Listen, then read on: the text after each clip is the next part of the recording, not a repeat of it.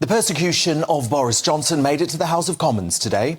The opposition teamed up with Tory wets and Remoaners who have long coveted an opportunity to finish the political career of the man who delivered Brexit when the establishment wanted to overturn the biggest democratic mandate in British history.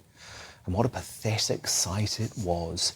MPs doing all they can to believe it's up to them and the MSM, especially Woke ITV and The Guardian, who were both name-checked by Privileges Committee Chairwoman Harriet Harman, up to them to decide who should be Prime Minister and an MP, not the millions who voted at the general election.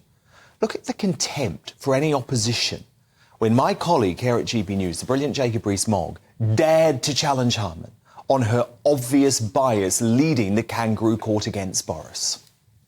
We undertook this inquiry scrupulously sticking to the rules and processes laid down by this House under standing orders and following the precedents of this House. No. In relation to the precedent set by the Judicial Committee of the House of Lords, when a decision on which Lord Hoffman was involved was set aside not because he was biased, but because of the perception of bias.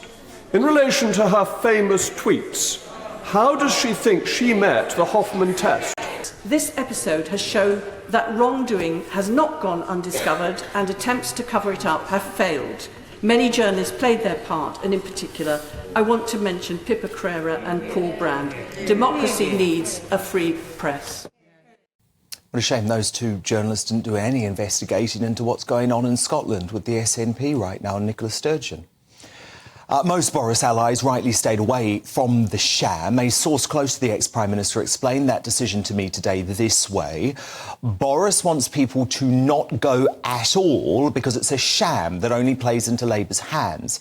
This process is unnecessary, cruel, and he's not playing any part of it. And I have to say, I think that was the right call, as the hysteria from the opposition benches soon proved. Boris Johnson lied. A new low in Boris Johnson's disregard for standards in public life. For those people who are abstaining, they are guilty not just of cowardice, but of complicity with the very contempt for which Boris Johnson has been found responsible. I think at the very least they should show some remorse for that cynicism, accept the recommendations of this report and vote for those recommendations. And if they don't, I hope their cowardly refusal will dog them for the rest of their political lives. Isn't the truth that Boris has lied for so long and so often that it can come as no surprise that he is lying in this instance?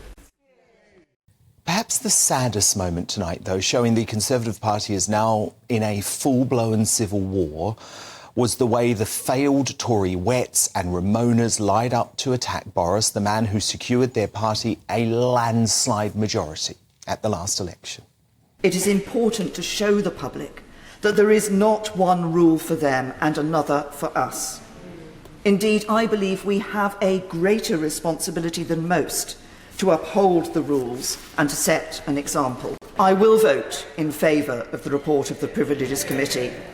I urge all members of this House to do so, to uphold standards in public life, to show that we all recognise the responsibility we have to the people we serve, and to help to restore faith in our parliamentary democracy. Even though Boris Johnson has absented himself from this House, almost to some degree making this report somewhat academic, the nation wants to see its conclusion. The nation who puts us here wants to make sure that this process reaches its conclusion. I repeat again that I will be supporting this report here today in the House. Some brave Tories were prepared to speak up for Boris, however, even though he had asked them to avoid the debate altogether. Everybody in this place knows no minister stands at that dispatch box and knowingly misleads. They have to take counsel from people who advise them. The reality is that when Tony Blair lied and lied and lied, you lot covered up for him. Indeed they did. I think those Tories were right especially seen as a bombshell new poll by YouGov reveals that Boris remains far more popular than Fishy Rishi among Conservative voters who voted for the party in 2019. And that is what matters ahead of the next election. The media hasn't finished, though, with the apparently impartial, yeah, right, Good Morning Britain on Woke ITV openly lobbying the PM live on air to vote against Boris. Promised professionalism, accountability, integrity at every level. Boris Johnson has undermined all of those. Do you not need to set an example and vote for him to be punished for that? As I said, this is a matter for the House. It's not a government matter. Did you notice she didn't even try and hide her bias by posing that as a question? She just stated it as a fact. Look, perhaps it was left best put by the former PM Liz Truss, who told me this on Thursday night. Never, ever, ever write Boris off. That is something that I think is very, very clear, and I'm sure we will hear more from him.